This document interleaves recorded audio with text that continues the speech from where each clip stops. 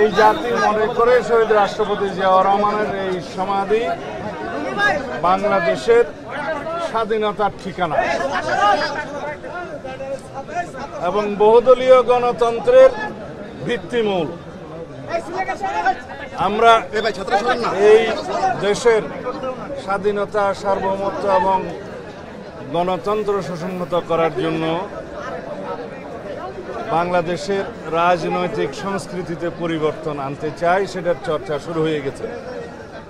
বর্তমান সময়ে সবচাইতে যেটা বেশি জরুরি তা হচ্ছে গণতান্ত্রিক সংস্কৃতির চর্চা, এটা অব্যাহত রাখা, যার যাত্রা শুরু হয়েছে গতকালকে জুলাই জাতীয় সনদ স্বাক্ষরের মধ্য দিয়ে।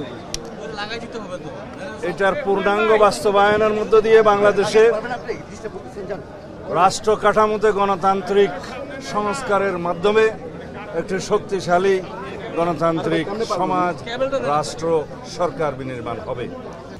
তার মধ্য দিয়ে রাষ্ট্রের সমস্ত অঙ্গে ভারসাম্য রক্ষা হবে, জনগণের গণতান্ত্রিক অধিকার, মানবাধিকার সহ সকল মৌলিক অধিকার বাস্তবায়ন এবং ভোগ করা সম্ভব হবে। আমরা সেই জন্য নতুন যাত্রা শুরু করেছি।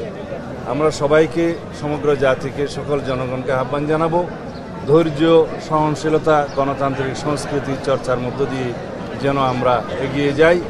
তাহলেই আমরা সত্যিকার অর্থে একটি কার্যকর, শক্তিশালী গণতান্ত্রিক রাষ্ট্র বিনির্মাণ করতে পারব। আমাদের শহীদের আত্মত্যাগ এবং রক্তদান সফল হবে। 3টি কি 4টি বাম রাজনৈতিক দল স্বাক্ষর অনুষ্ঠানে যেতে পারেন। আমি বলবো না স্বাক্ষর করেনি, স্বাক্ষর করার সুযোগ উন্মুক্ত আছে। আশা করি তারা ভবিষ্যতে সনদে স্বাক্ষর করবেন। তাতে করে আমাদের আগামী নির্বাচনের জন্য এটা বড় কোনো প্রভাব ফেলবে না। আমরা মনে করি সহনশীলতা সবার মধ্যে আসবে। হয়তো তাদের কিছু দাবি দেওয়া আছে, সেটা সরকারের সাথে আলাপ আলোচনা করবে।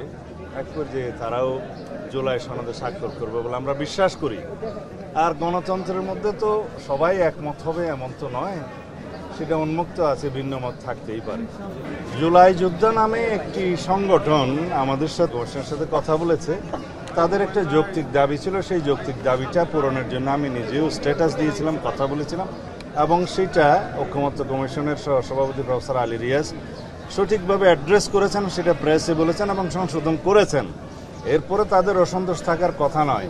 যে সমস্ত বিশৃঙ্খলা হয়েছে আমরা খোঁজ নিয়েছি, এটা তদন্তনাধীন আছে। দেখা গেছে এখানে জুলাই যোদ্ধাদের নামে কিছু সংখ্যক ছাত্র নামধারী, সেটা ইন্টারভিউতে আমি দেখেছি, কিছু সংখ্যক উচ্ছৃঙ্খল লোক ঢুকেছে। সেটা ফ্যাসিস্ট সরকারের ফ্যাসিস্ট বাহিনী বলে আমি মনে করি। এবং আওয়ামী ফ্যাসিস্ট বাহিনী যে এখনও সমস্ত জায়গায় এই বিভিন্ন ফাঁকফোঁক করে বিশৃঙ্খলা সৃষ্টি করার চেষ্টা করছে, সেটা গতকালকেও দৃশ্যমান হয়েছে। এখানে কোনো জুলাই যোদ্ধা, সঠিক কোনো জুলাই অভ্যুত্থানের সাথে জড়িত কোনো আমার মনে হয় কোনো সংগঠন অথবা কোনো ব্যক্তি জড়িত থাকতে পারে না।